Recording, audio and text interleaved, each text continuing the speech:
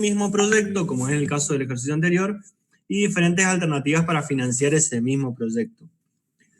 Nosotros acá, a diferencia, en este caso vamos a tener diferentes proyectos que podemos hacer todos si queremos. Nosotros lo que tenemos que ver es qué proyectos hacemos y cuáles no. Y en función de qué vamos a ver qué proyectos hacemos y cuáles no. Vamos a grabar que no está grabando. Bien, como les decía entonces, en el ejercicio 18 nosotros vamos a analizar proyectos complementarios, es decir, proyectos que podemos hacer todos los que querramos. Nosotros lo que tenemos que definir es qué proyectos hacemos y cuáles no. Y como les decía recién, en función a qué vamos a definir qué proyectos hacemos y cuáles no, en función a cómo evoluciona nuestro costo medio ponderado de capital. Lo que hablábamos un poco en la reunión anterior, que a medida que yo voy tomando sucesivas dosis de financiamiento, ni siquiera, o sea, no solamente deuda, tanto deuda como acciones, a medida que yo voy tomando más plata, a medida que mi empresa requiere más plata para hacer más proyectos, tanto los bancos van a ir subiendo el costo de la tasa de interés, como también los accionistas van a ir exigiendo rendimientos cada vez mayores. Yo voy a ir tomando plata, si se quiere, cada vez más cara para ir financiando proyectos que cada vez rinden menos. En ese punto, o sea, en este ejercicio lo que vamos a ver es hasta qué punto, qué proyectos tengo que hacer para justamente mantenerme en la zona de financiamiento positivo, ¿sí? La zona de una rentabilidad positiva del capital propio.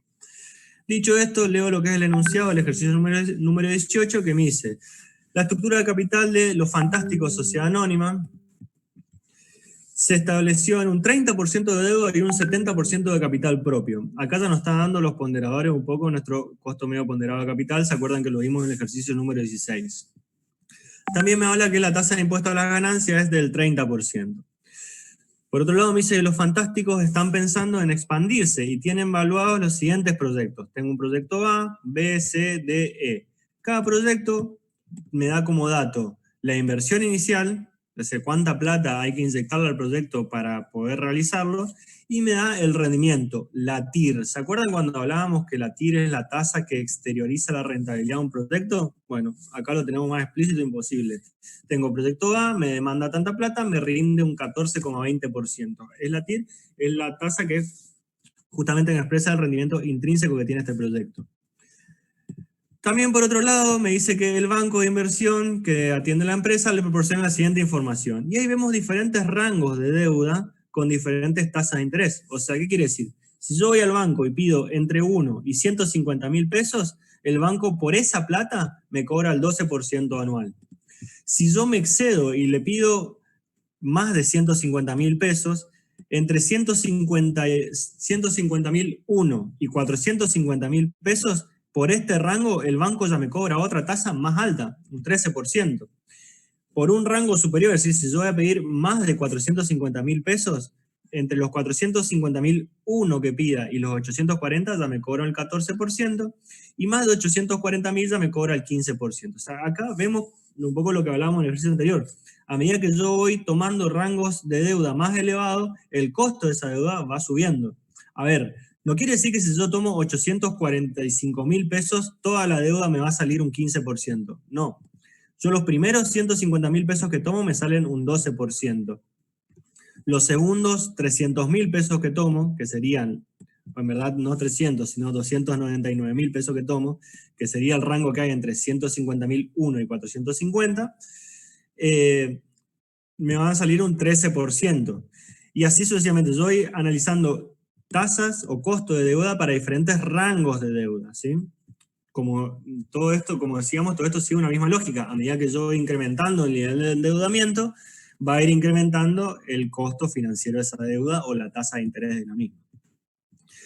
¿Qué otra información también me da el enunciado? Dice, por su parte, se conoce que es posible emitir acciones con el costo que se expone a continuación. Y acá vemos exactamente el mismo comportamiento que la deuda, pero nada más que viéndolo desde el lado del inversionista, del propietario. O sea, si yo voy a abrir el capital y voy a salir a tomar plata del mercado de capitales con acciones, perfecto. Yo los primeros 500.000 pesos que tome, esos accionistas me van a exigir un rendimiento del 14%. Pero a partir del segundo rango de 500.001 a 1.000.000 de pesos, ya estos nuevos inversionistas me van a pedir un 16% porque se entiende que yo estoy haciendo productos cada vez más riesgosos, por ende ellos perciben que tienen más riesgo, por ende exigen una mayor rentabilidad. Por eso el costo de la acción va subiendo a medida que voy incrementando las dosis de capital que voy tomando del mercado de capitales.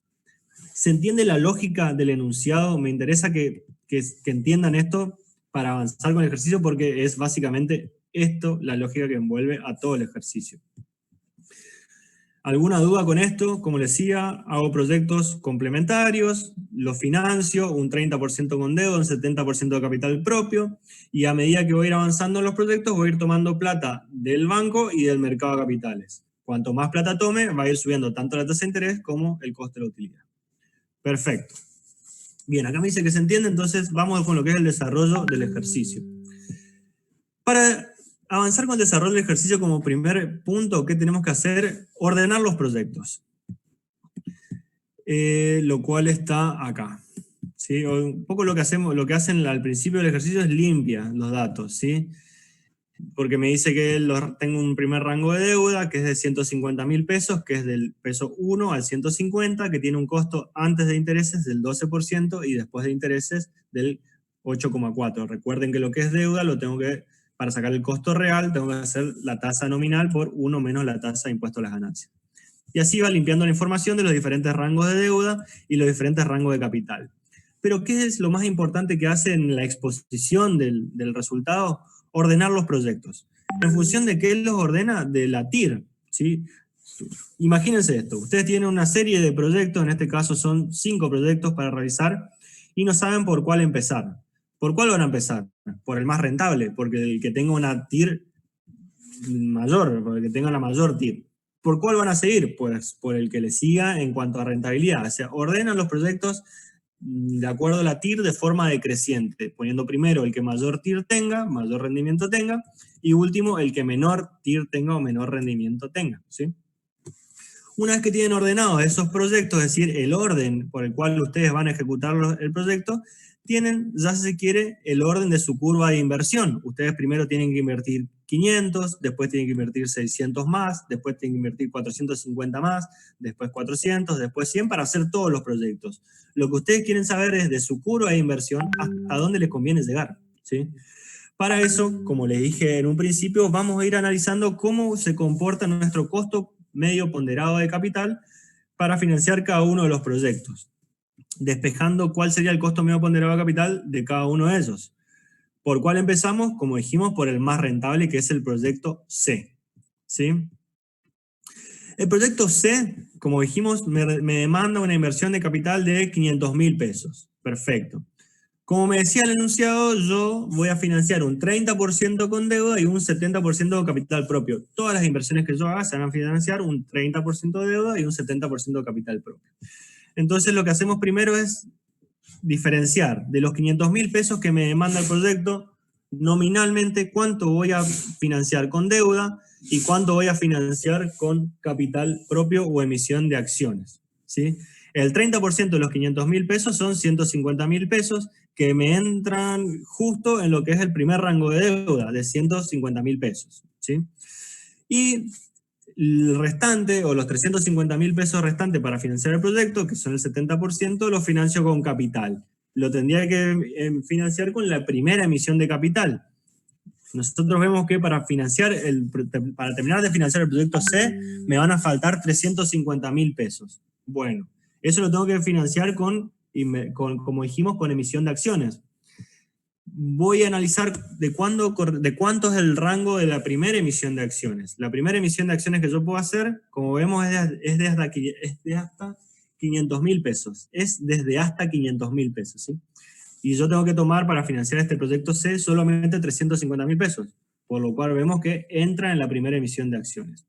Concretamente, ¿qué le estoy diciendo acá? Que los 500.000 pesos que necesito para financiar el proyecto C, los voy a tomar 150.000 pesos con deuda, que están en el primer rango de deuda, y 350.000 pesos con capital propio, que también están en el primer rango de capital propio. En función de esto saco los ponderadores, viendo cuánto representa cada una de estas fuentes de financiamiento dentro del financiamiento total del proyecto. Como tenemos una deuda de un solo capital, vemos que va a ser 30 y 70, ¿sí? Y pasamos a lo que son los costos. Cuando hablamos de costo, estamos hablando de costo real, ¿sí? Entonces, si yo estoy por tomar el costo de la deuda, tengo que tomar el costo nominal de esa deuda por 1 menos la tasa de interés. Concretamente, cuando nosotros hicimos este primer paso de sacar los costos reales, lo que estuvimos haciendo es despejar la información que yo necesito para hallar mi costo medio ponderado de capital. Por ende, cuando yo, para financiar el proyecto C, contemplo que financio los primeros 150.000 pesos con la deuda 1, cuando tengo que cargar el costo de la deuda 1, cargo el costo real, es decir, el costo depurado del apalancamiento del impuesto a las ganancias, ¿sí? Entonces, concretamente, cargo el 8,4%. ¿Se entiende esto? ¿Hasta acá alguna duda antes de avanzar con el cálculo concreto del costo medio ponderado de capital? ¿Se entiende cómo definimos el mix para financiar este proyecto? ¿De dónde sacamos los costos de cada una de las fuentes? Va queriendo. Bien. Se entiende, bien. Yo voy, por cualquier cosa algo que le quede en el aire, me avisan, paramos y lo vemos. Tenemos un montón de tiempo para ir definiendo este ejercicio y es un ejercicio muy interesante para ustedes también. Bien, entonces como dijimos, una vez que tenemos definido los ponderadores que me indican cuánto representa cada uno de las fuentes de financiamiento sobre la inversión total que tengo que financiar en el proyecto y los costos de cada una de estas fuentes, tenemos toda la información para sacar el costo medio ponderado de capital, haciendo costo de la fuente por el ponderador que le corresponde. Concretamente, acá hacemos 30% por 8,4%, eso me da un 2,52%. O dicho de otra forma, 0,2 por 0,084, eso me debería dar 0,0252, lo cual representa un 2,52%. Por otro lado, analizo la otra fuente de financiamiento, que es capital propio, y multiplico ponderador por costo de la fuente. En este caso, como sabíamos de antemano, al ser capital propio, tanto el costo nominal como el costo real van a ser iguales, ¿sí? Entonces tengo un costo real del 14%, lo multiplico por su ponderador del 70% y llego al 9,8%, que es lo que aporta el capital 1 a mi costo medio ponderado de capital. Haciendo la sumatoria de los dos costos por participación, saco esta media ponderada. Y llego a que la media ponderada, que en este caso vendría a ser el costo medio ponderado de capital para financiar el proyecto C, es del 12,32%. ¿Qué quiere decir este 12,32%? Que a mí, financiar el primer proyecto que voy a realizar, que es el proyecto C, que me demanda una inversión de 500.000 pesos, que la financio un 30% con la deuda 1, que tiene un costo del 8,4%, y un 70% con el capital 1, que tiene un costo del 14%, a mí financiar ese proyecto me sale un 12,32%, ¿sí? Y ante esta situación les hago la siguiente pregunta. ¿Me conviene hacer este proyecto? ¿Me conviene a mí avanzar con este proyecto? Si puede, contéstamelo en el chat. Sí, dice Martín. A ver, ¿alguien más? Perfecto. Sí, porque tu TIR es mayor. Es exactamente así como dice Joaquín. Me conviene porque la TIR es mayor al WACC, como también dice acá, o al costo medio ponderado a capital, que son sinónimos, ¿sí? Me conviene porque yo estoy invirtiendo en un proyecto que me rinde un 16,10% y la plata para financiarlo me sale un 12,32%. A ver, dice, profe, disculpe, ¿puedo volver a decir cómo hizo el 2,52? El 2,52 surge de hacer el 30% por el 8,4. O sea, concretamente sale a ser 0,3. A ver. 0,3, que vendría a ser un 30%, por 0, que ese 30% vendría a representar la participación de la deuda, por el costo efectivo de la deuda, que sabíamos que era de un 8,4%, multiplicando participación por costo, llego a lo que contribuye esa deuda en el costo medio ponderado de capital, ¿sí? Que es un 2,52%. ¿Sí? Perfecto. ¿Cómo sacó el costo medio ponderado de capital? Pregunta Yamila. De la sumatoria de participación por costo de cada una de las fuentes que componen el financiamiento de ese proyecto. O sea, yo para financiar el proyecto C tuve dos fuentes, ¿sí? Deuda y capital, cada uno con su participación. ¿Sí? Participación del 30% de la deuda, participación del 70% para el capital. Y también cada una con su correspondiente costo, 8,4 para la deuda y 14% para el capital. ¿Cómo sacamos el costo medio ponderado de capital? De la sumatoria de la participación por el costo de cada una de las fuentes. O sea, puntualmente este 12,32 surge a ser la suma del 2,52 más 9,8. ¿De dónde surge este 2,52? De hacer la participación por el costo del capital de la deuda. ¿Y de dónde surge el 9,8? De hacer la participación del capital 1 por el costo del capital 1. Buenísimo, perfecto. Yamila, ¿está claro?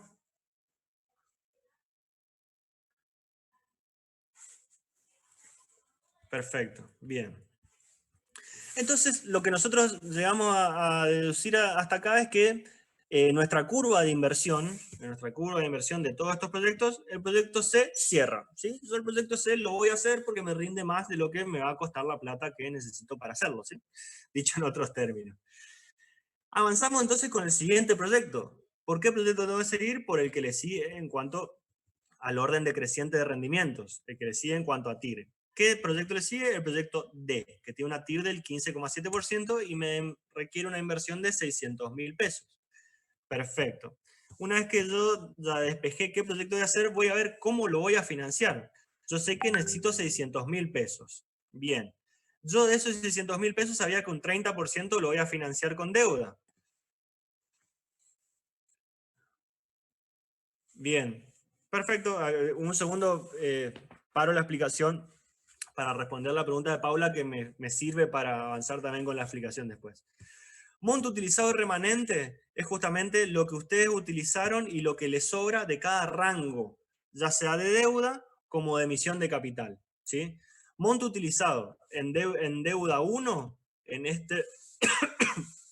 Disculpen. Monto utilizado en deuda 1 para financiar el proyecto, 150.000 pesos. ¿Cuánto utilizamos? 150.000 pesos. ¿De cuánto era el rango de deuda 1? Si nosotros vemos, era de 150.000 pesos. Por ende, el remanente que nos queda de esa deuda es cero. No podemos tomar más plata a este costo. El próximo peso que tenemos prestado ya va a ser a un costo diferente, por así decirlo. Y el mismo análisis lo hace con el capital. El capital nosotros financiamos los primeros 350.000 pesos de este proyecto C con la primera emisión de capital. ¿Cuánta plata tomamos? 350.000 pesos. Pues es el monto utilizado. ¿De cuánto era ese primer rango de capital? De 500.000 pesos. Por ende, el remanente, lo que a mí me queda todavía por tomar a un costo del 14%, es de 150.000 pesos. Es decir, yo todavía puedo seguir emitiendo acciones al mercado de capitales por 150.000 pesos y el mercado de capitales, o los accionistas, los inversionistas, perdón, me van a cobrar un 14%. Lo que yo tome por encima de estos 150.000 pesos que van a terminar de consumir este primer rango de capital, ya va a ser sobre el segundo rango de capital, que tiene un costo diferente. ¿Se entendió, Paula? O sea, concretamente lo que hacemos acá es ver cuánto utilizamos y cuánto remanente nos queda de cada rango de deuda o de capital que estamos analizando. Sería lo que le sobra al rango de deuda. Entonces, respondiendo a Leticia, no deuda concretamente porque estamos hablando de capital. No quiero referirme a esto como deuda porque los puede confundir, sino que es lo que yo tomé y lo que me sobra de cada una de las fuentes de financiamiento. Si estoy hablando de deuda, vamos a analizar deuda 1, deuda 2, deuda 3. Si estoy hablando de capital, voy a analizar primera emisión de acciones, segunda emisión de acciones, tercera emisión de acciones, así sucesivamente. Sería lo que yo utilizo y cuánto remanente me queda de los diferentes rangos, ya sea de deuda como de capital. ¿Se entiende, Leticia? Claro, lo que sobra de cada uno. Buenísimo. Exactamente así, lo que sobra de cada uno. Bien, entonces volviendo a lo que es el análisis del próximo proyecto, que dijimos que era el proyecto D, que me demandaba una inversión de 600.000 pesos y tenía una TIR del 15,7%. Nosotros vamos a analizar cómo vamos a juntar estos 600.000 pesos. Nosotros sabíamos que por política de la empresa, de los 600.000 pesos que tengo que conseguir, yo voy a financiar un 30% con deuda y un 70% con capital.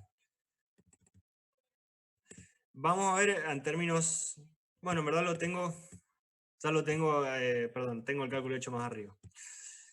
De estos 600.000 pesos, yo sabía que un 30% era financiar con deuda, es decir, 180.000 con deuda, y el 70% restante, 420.000 pesos, los tengo que financiar con capital.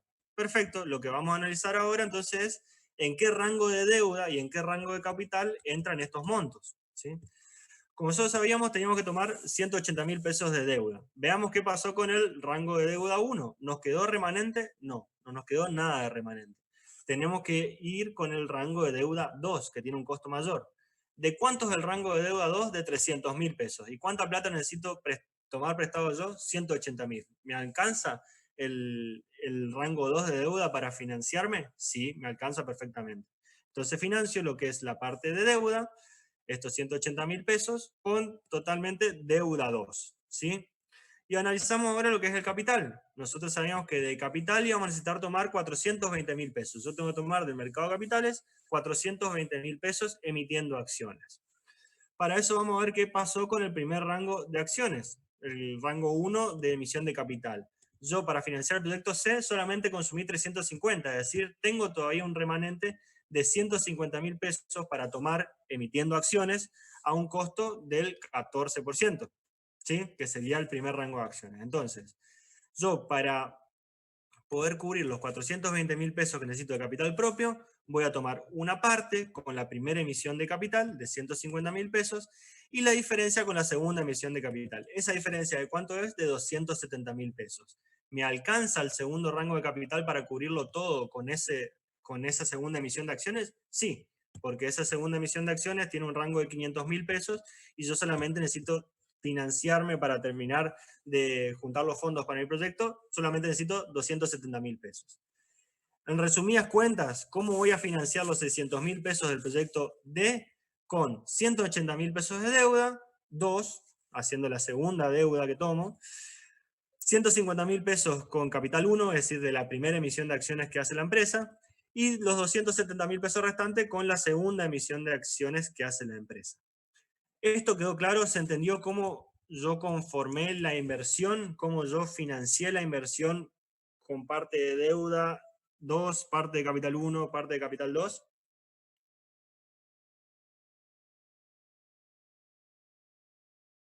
Bien. Profe, una consulta. Bien, perfecto. A ver, Martín, si querés, vamos con tu consulta antes de avanzar. Profe, ahí en el Capital 2 que usa 270.000, ¿por Sí. qué no usa la tasa del 14% si cabe en el primer rango de 0 a 150.000? No, perdón, ¿está el primer Sí, rango? es que la De toma, 1 a 500.000. es que de esos 500.000 pesos que vos podés tomar al 14%, Ajá. acordate que ya consumiste 350.000 para financiar el proyecto C. Yo no puedo volver a usar eso. Sería entonces. No, o sea, Ok. vos acá, a ver, imagínense esto como una forma de planificación. Lo que yo estoy viendo es hasta cuánto voy a tomar y hasta cuánto voy a tomar, o sea, hasta cuánto voy a tomar prestado al banco y hasta cuánto voy a tomar de mercado de capitales, ¿sí? Yo si planteé financiar 350.000 pesos del proyecto C con emisión de acciones, ya mi rango de emisión de acciones de esa primera camada ya no es más de 500, es solamente de 150, tengo un remanente de 150. Por ende, solamente financio con capital 1, con ese primer rango de emisión de acciones, esos primeros 150. La diferencia ya voy con los 270.000 pesos que tienen un costo mayor. Perfecto, Martín. Bien. Entonces, con esto claro, gracias a vos por la consulta. Con esto claro, no hacemos más que calcular los ponderadores, es decir, ver cuánto representa cada una de estas fuentes de financiamiento dentro de lo que es el financiamiento total de mi proyecto. ¿Cuánto representan los 280.000 pesos de la deuda 2 sobre los 600.000 pesos del proyecto? Representan un 30%. ¿Cuánto representa el capital 1 de 150.000 pesos sobre los 600.000 pesos de la inversión total del proyecto? Representan un 25%. Y finalmente, ¿cuánto representan los 270.000 pesos del capital 2 de la segunda emisión de acciones sobre los 600.000 pesos del total del proyecto? Representan un 45%. Es decir, fui sacando los ponderadores, viendo el peso relativo de cada una de las fuentes de financiamiento sobre el total de la inversión. Una vez que calculé los ponderadores, no hago más que transcribir los costos, ¿sí? voy a ver cada una de nuestras fuentes cuál es el costo real. ¿Cuál es el costo real de la deuda 2? Tal cual como lo habíamos hecho en este primer cuadro, era de 9,10. ¿Por qué? Porque al ser deuda yo me resto los intereses de impuesto a las ganancias, por ende el costo real es la tasa de interés del 13% por 1 menos la tasa de impuesto a las ganancias del 30%. Concretamente sería el 70% del 13%. Ese va a ser mi costo real de la deuda 2. Completo también los costos reales de las otras fuentes de financiamiento, que al ser capital propio, al ser capital, no tiene disminuciones impositivas. Entonces el costo nominal va a ser igual al costo real.